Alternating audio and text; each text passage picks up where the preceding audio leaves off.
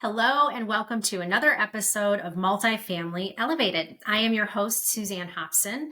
And as always, I'm extremely excited, maybe just a little bit more this week.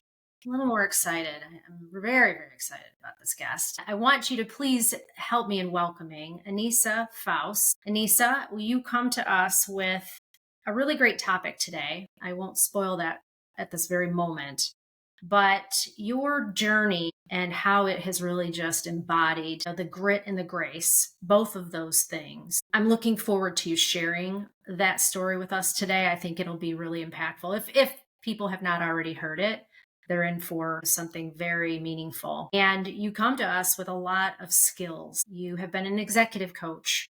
You have been a keynote speaker. You are a published author, and you are an award-winning leader. Been in prop tech, you have been on the operator side, you've been in a lot of different seats, and it is an honor to have you here sharing your energy with our audience. And so with that, I'm going to turn it to you and just ask you, what have you been up to lately? Thank you so much. First of all, it's likewise. It is an absolute honor to be here today and to share the expertise that you mentioned. It seems weird just kind of jogging through the last 25 years and realizing, whoa, that's a lot. So what have I been up to lately? Oh, wow, just reigniting leaders, basically. About 8 months ago, I went full in on a business that I launched called Loved Ones Collective. And I have three really powerful divisions that fall underneath that, two of which I'm really immersed in right now, which is Loved Ones Leadership. That's all the executive coaching, speaking, consulting, advising. And then also a foundation. I started a foundation to benefit families who are navigating loss, and it's called Loved Ones Foundation. Busy lady. And I know since you and I have connected, there has been, I can hardly keep up. Like, I have to just keep up with the conversation and what we're developing. It's been so much fun to have you also join Here to Elevate with your Goodness. expertise. So I'm just so happy about that, and more to come, people, on what that all Yes. looks like. But yeah, Yes, it's I am absolutely thrilled and honored for that most recent advancement of, really taking this leadership initiative to the next level with Here to Elevate as a fractional CPO. And yeah, super excited and more to come, like you said. yeah, yeah, this is great. Well, let's dive in. We have a lot to talk about, and so I'd love to talk about the origin of your story and what has started this movement for you. You've navigated some pretty profound personal loss, and I would like to know, and I'm sure the audience would too, would like to know how that's really shaped who you are today and some of that journey. Yes, it's absolutely evolved my identity. About 3.5 years ago, my life changed in a matter of seconds when I lost my husband unexpectedly to a widowmaker heart attack. Left me immediately widowed as a solo mom with two kids and also being an executive at the same time. And so, I really just had a choice at that time. And I decided to make a concerted choice that I'm not going to let this get the best of me. I'm going to honor him. I had a choice to be broken or resilient. And I chose resilience, not because it was easy, but it was for me the way that I saw forward. There was no other way for me or my boys is that way. And, it's a choice that anybody can make when they're confronted with adversity. And so I had to reimagine, rebuild, and happy to say that, me and my boys are thriving now. Corporate shifts as well, that came right after all of that, and that level of adversity as well, just it strengthened my resilience even more. And that really has helped to shape the philosophy that I have, that leadership isn't about just holding it all together, but it's about choosing who we're going to be, how we're going to emerge from the storm.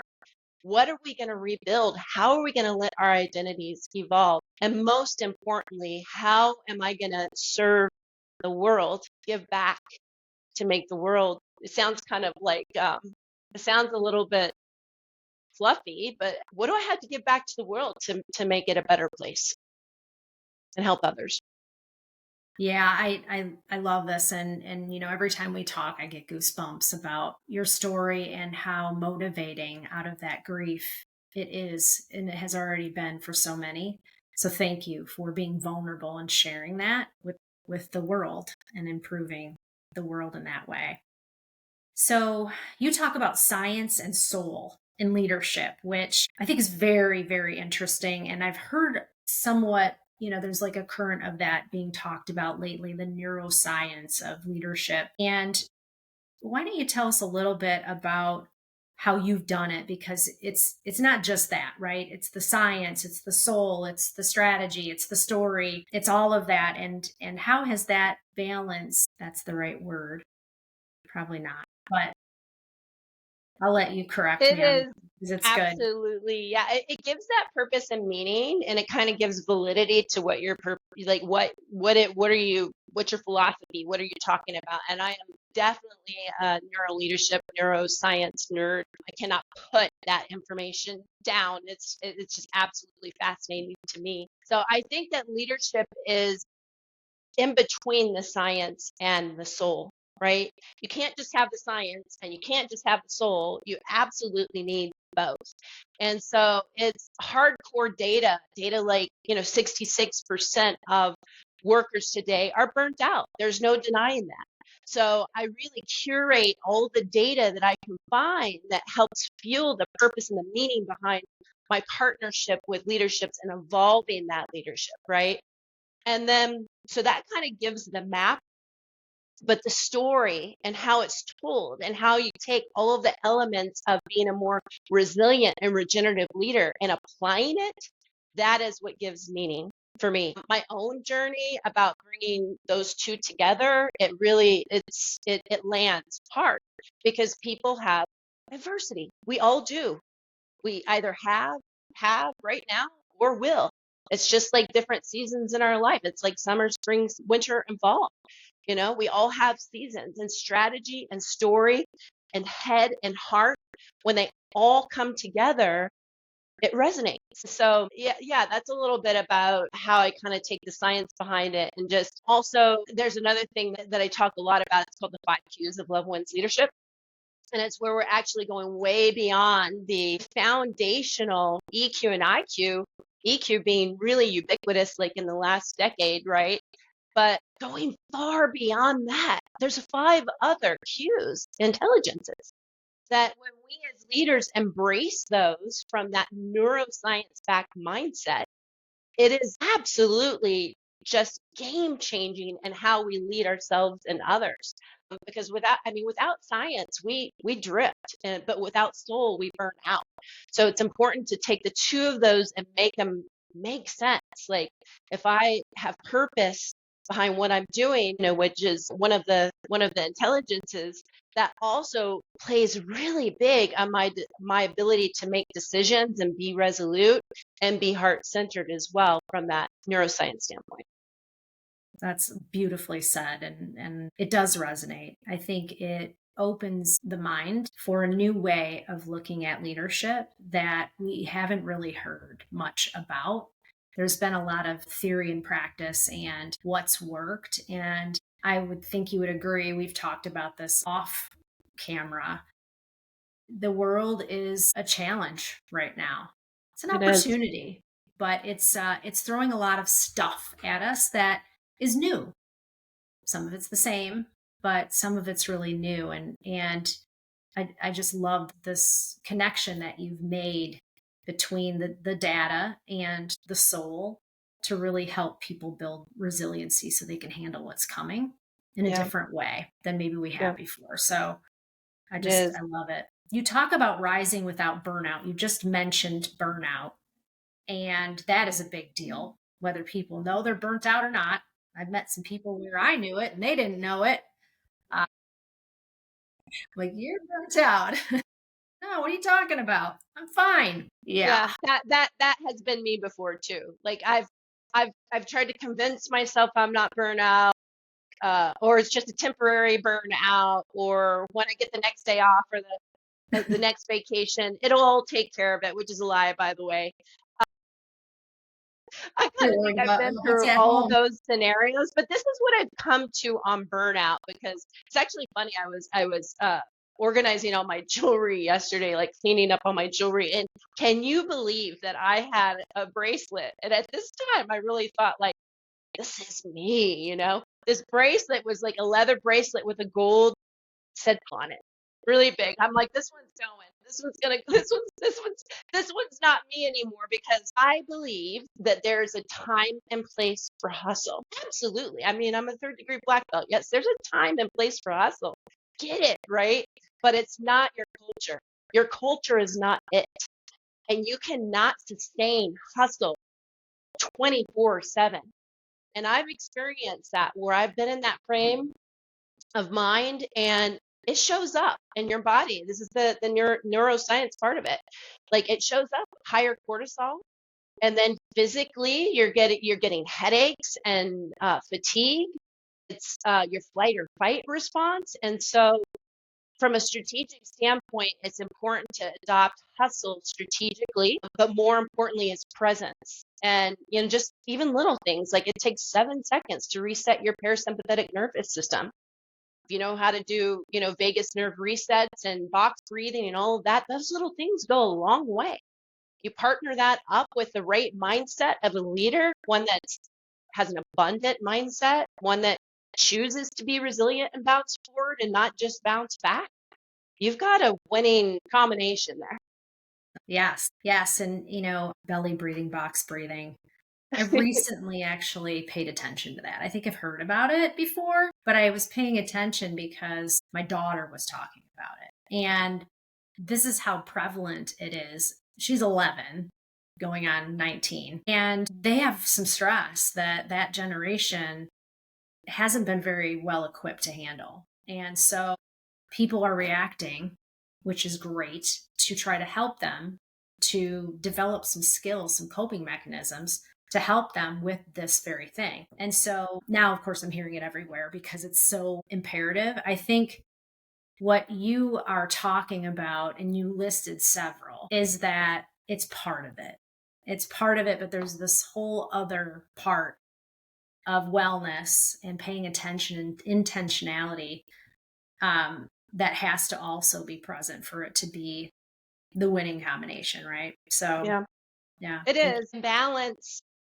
And this is not, I guess, conventional wisdom, right? But balance, I believe, it is not attainable. Counterbalance is though. And so I believe presence and being grounded is attainable. But if we're constantly looking for balance, it's going to be hard. So what I encourage leaders to do is become an expert and a master at counterbalance and shoot for your goal being present and being grounded. If you think of like a tightrope walker, if you've ever seen them, and they're up high above a canyon or something like that, they're like walking. The wind shifts a little bit or something moves and they bounce, they move back and forth, and every little move they counterbalance with another one to stay focused and stay on track. And that's what I imagine every time is don't constantly try to look for this balance. Oh, well, so much percent of my life should be this, and this. Yes, we can map it out that way, but it's more important that we have that agility. yeah, agility. You don't want to be thinking about something else while you're hanging out over the canyon, for sure. No, People sometimes they're living them back here, or they're looking in the future. yeah, They're worrying, or yeah, they're not present. And so the loss of concentration, the loss of focus, the loss of peace, and regulation, I imagine is what you're talking about to some extent. yeah, absolutely. I mean that those I think are the biggest costs to the corporate society today is somebody not being present because they haven't taken the time to put themselves first. Mm, It's you got to put yourself first and be grounded and do everything. Time management, prioritization, boundaries are absolutely huge. And I've I've experienced and I've seen it all, the eschewing the boundaries and being like, okay, I'm going to keep going, going, going, going, going. And it says once we recognize that that does more detriment than good, that it's counterproductive. then we're able to put some really good strategic rhythms in place. That's the cool part, right? The rhythms that you can put in place to ensure that you're optimizing your energy. And when you have that, you're putting yourself first, you're optimizing your energy, you're capitalizing on joyful practices, then you're able to really set an environment where others want to be on board with you, where Hmm. you're energizing and empowering others. It's a co-creation environment. That's the best environment that you can be in. Everybody's capitalizing on brilliance, right? So Yeah. that's what it's all about. Like it's almost like this little light switch goes off and you play with it throughout your career of being pulled into that hustle culture and doing your best to try to keep that with it, not getting out of control, but it happens. It's like it's so easy for us to just fall into that. But once we really focus on adopting the right mindset, protecting those boundaries. You mentioned peace as well, protecting your peace. That's when the real magic happens. Yeah. Yeah. And you know what? I think about it in terms of leadership. And you brought up some really great points about creating team that, is, well, let's just say phenomenal. There's good to great, right? We all know the book, Good to Great. Hmm. And great teams have that kind of energy. And it doesn't just peak, it goes like this, right? But it's consistently, well, like this. They're still moving forward. And yeah, I felt being on a team like that. And I think, in looking at that, I've been on a lot more teams that weren't like that. So it's great. It's really good stuff, the intentionality. So you mentioned it already about your black belt, third degree status. Tell us a little bit about lessons from the mat. What can you tell us that you've learned and you're willing to share about your experiences there? Wow, yes, we'd need like probably a whole couple of hours. Like my love of martial arts is I've been training for 12 years and a little over 12 years actually, and I just am so in love with the sport as much today as I was, when I started 12 years ago by accident, by the way. My son was a little bit of a hot mess in kindergarten, was very close to being kicked out. So I got him into martial arts and I was sitting there and just admiring. And then, yeah, 12 years later, we both have our third degree black belts together.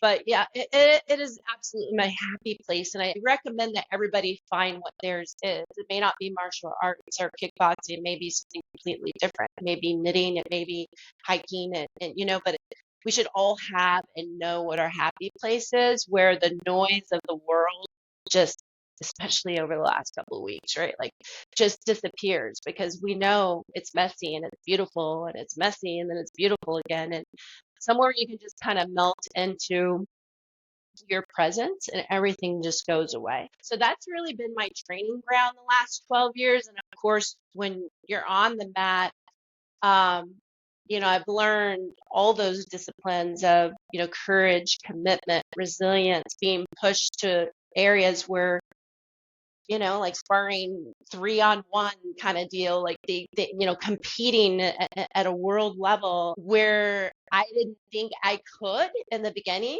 but I did a mental mind shift of where, yes, what do I have to lose? And so it's like putting that courage in front of you, that courage to rise. And so that's taught me strategy, precision, respect, gratitude. Gratitude is the antidote for everything. Gratitude is the antidote. Love is the cure. And so, really, the opportunity to be there and invest in myself. And then I'm also an instructor. So, being able to partner with adults and kids alike that, may enter this arena with low confidence.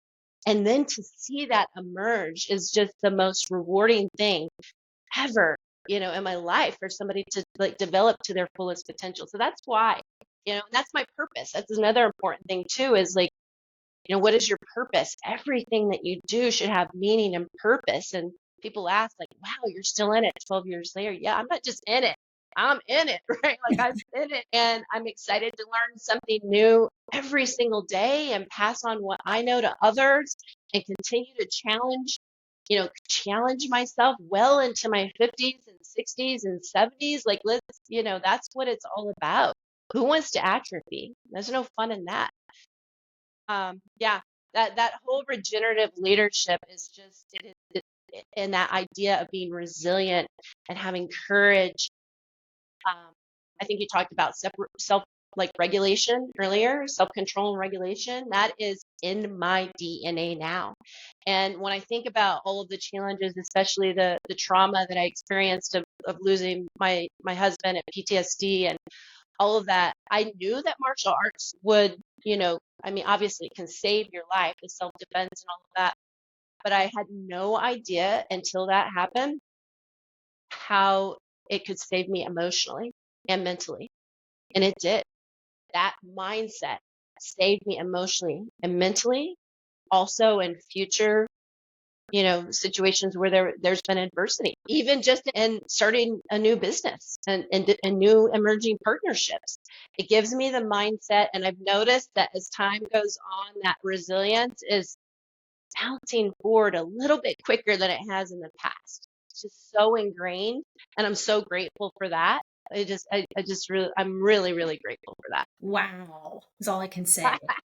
One of the things that, I do in my work is I engage with people that don't necessarily recognize the softer side of things, what we called, what you said in the beginning, as fluff. And I think, many of us were raised that way too, in that kind of an atmosphere where the vulnerability is very difficult to show. And yet we know this intellectually. We know that when we let our guard down with our teams, especially with ourselves, that there's a healing in that, and that people don't see weakness, they see strength. And I see that in you. I see that humbleness, even though you've accomplished so much, and it's really, really cool. So I just wanted to tell you that.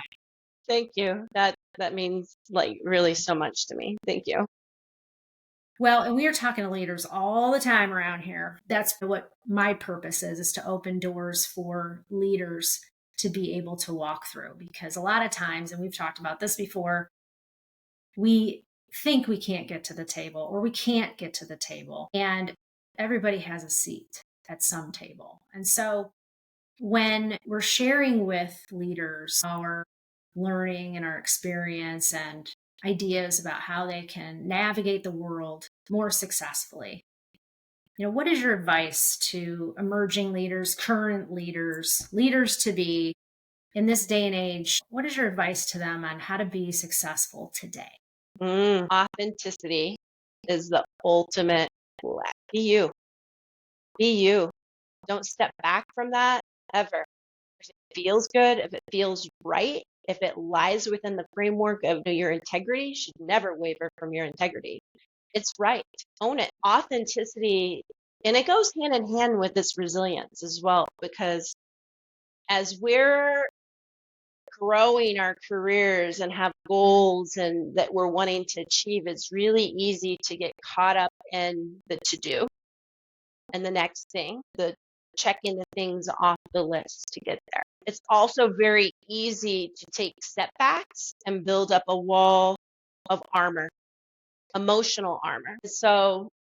And that can happen just even through personal adversity. And I've had my setbacks, when I had my losses, it's almost instant for us humans. It is the neuro brain science part of it. We build up these emotional walls and prevents really authentic communication. So like you said, the vulnerability, yeah, it's hard. It's that courage, right? But at the same time, think about being courageous enough to do it so that others can see that they can do it too, right? So it's being courageous enough to shed that emotional armor and be, hey, I'm showing up here for me and for us as my true authentic self. We can have authentic conversations, normalized conversations that has been pushed aside in the corporate world. Conversations where the word love can't be said. because it's seen as being fluffy, but that has nothing to do with it. Love is being able to have the tough conversation. It's being able to put yourself first and have some good mechanisms in place so that you can be an even stronger leader. So my advice is to be authentic. And as you have adversity, you have stories, to share that, because leaders want that and other leaders need that, to be able to feel that we're creating a space that's safe, that's psychologically safe, where we can share our biggest challenges and our biggest comebacks at the same time, because we can all learn from that. That storytelling you talked about earlier. Authenticity is the ultimate flex. Yeah, that's awesome. That's awesome. And I am excited for the leaders of today. I think there's even more opportunity to lead and to be the example. I think there is more freedom. I think it's hard to conceptualize sometimes. Freedom can be a mindset, or the lack of it can be a mindset. And courage, I think, is really what I'm saying here. Where do you find that, Anissa? How do you drum up that courage to do something hard? Because I say it, and these are simple words, but it's hard. It's hard for people to say, I'm going to be confident even though I'm not confident. If I'm really authentically myself, I'm a mess as I walk into this meeting. Wow. Yeah, courage comes from a super deep place for me. And I always tell, whether it's children and adults that I'm teaching on the mat, or executives that I'm working with, my kids as well. It is perfectly normal to feel scared to death. It is perfectly normal to overanalyze something and wonder what ifs and all of that. That is normal. It's okay. Embrace it. That just means that you care, right? If you don't feel nervous about something, then something's wrong. So embrace it. I would say the idea of surrendering, like in my past life, I've been really excessive at perfectionist and a little bit of a control person. And those things are just naturally in us, and they will rear their heads throughout our lives. The question is what do we do with it? And how do we use the good parts of that to our best advantage, and recognize when it's not serving us well? For me, it's some advice I got from a very good friend who faced huge adversity, losing his leg. It was amputated. And had a pivotal moment. It was a year after Greg, my late husband, died, and I felt out of control, just crying. I spent a year in shock and trying to just balance everything. And he said, you just have to surrender. You have to surrender to what was, what is, and what can be. When he left this world, I replayed in my head, what was there anything we should have said to each other? Anything we should have done over and over and over and over for as long as it took for my flight to get back here? And I kept on asking and asking. I came up with zero, nothing. There were no what ifs. There was nothing left unsaid. So when we're thinking about being courageous, think about, do you want to live a life of what ifs or no what ifs? Do you want to live a life of regrets or no regrets? We are not promised tomorrow. So that courage comes from a very deep place that says, what's on the other side? How can I help other people? How can this impact the community around me? And then there's a little bit of the neuro leadership stuff, the science that backs in, that says, okay, take some deep breaths. Have a good affirmation or a power phrase. Mine is, it's the hard that makes it great. Because if it were easy, everybody would do it. So when people are saying, God, that's too hard, well, awesome, because it's the hard that makes it great. And that's what makes you badass, right? So it's the hard that makes it great. So have an affirmation, own it, and then breathe. Of course, I always say, like, if you have butterflies flying a million directions, just close your eyes, breathe, and imagine them flying in a beautiful formation. My final thing is a power move as well. For me, it's the Wonder Woman pose right here with my hands on my hips. I was watching a Grey's Anatomy episode where they were getting ready to go into this is years ago, they're getting ready to go into a big surgery and they're scrubbing and everything. And one of the doctors turns around and does that Wonder Woman pose. And and was explaining that there's a physiological response to this by doing that. Like it, lowers your cortisol, it like gets you in the right frame of mind and everything. And I thought, that's interesting. So I do that. I've done that before big board meetings, before competing in karate. I've done it before having tough conversations with people as well. So that would be my opinion. Courage is an honor. Embrace it every chance you can. So many nuggets in there. Anyone listening will be rich by the end of this conversation with all the things that you've offered. Thank It you. made me think of something that, people have said to me about executive presence, right? And these people, I had the opportunity to be in an elevator with a presidential candidate several years ago. It was in Charleston. That'll probably give it away, but I was, and here's me. I'm like, I have no idea who this person is at all. But my husband was with me and he kept elbowing me, right? Trying to get me to see who this was. And I was just like, I felt him though. I felt him. He was strong. I could feel it off of him. And I was like, okay, I'm going to be really obvious about this. And I'm going to look at this person now and see who it is. And it was a presidential candidate. And it didn't surprise me a bit that I was feeling that executive presence or that energy of confidence. His shoulders were back. I think about him now and I'm like, my shoulders go back.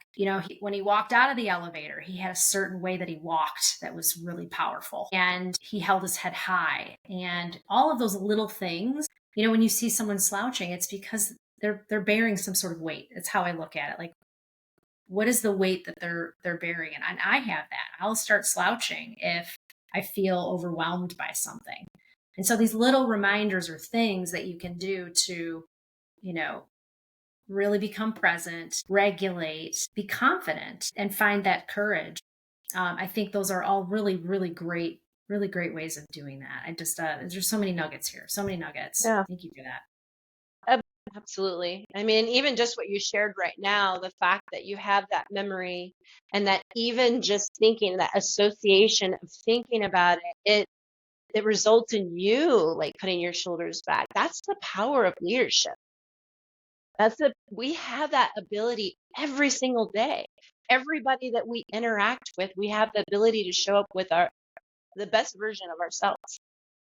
If we all show up that way, the world becomes a little bit stronger of a place, right? So yeah, it's a movement. In my head, it's a movement. It's not just a episodic, you show up to be a leader at meetings or whatever. No, you're a leader on the mat, off the mat. You're a leader on the field, off the field. You're a leader, whatever it is that you do, everywhere you go is an opportunity to be that person. Is it terrible that I just want to say hallelujah and jump up and down? No. Okay. Well, I won't do Well, that. I mean, it's what you said earlier about chaos and pressure, and it's present, it's palpable in this world. And so from a culture standpoint, we can sweep it underneath the rug, right? Or you address it head on with authenticity and with a presence of psychological safety and of everything that we've talked about, being vulnerable and normalizing those conversations, because it's not going anywhere.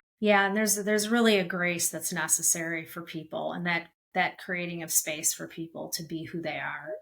I know that we have talked about this over the last couple of weeks, which has not been easy for people. Well, we're at the end of our time, and I know we could talk for probably 4 more hours because we have longer than that, way longer than that. So I know we'll continue the conversation, but thank you so much. And one last thing, how do people find you? How do they get a hold of you if they want to talk more about what you're up to? Yes. So website is lovewinscollective.com, as well as LinkedIn. You can reach me there as well. And yes, I am very excited to continue to, partner with the leaders out there. And the final thing I just want to leave everybody with is that if there's anything you take away from this conversation today, is that above all, love wins. Remember that for yourself, for others, and from others as well. It's the most powerful and transformative thing ever for change. And so embrace that with clarity and impact. Thank you. And thank you so much for the time today. I really enjoyed this conversation. I did too. And I bet you everybody else is going to love it too. So Thank Thanks you. again, Anissa.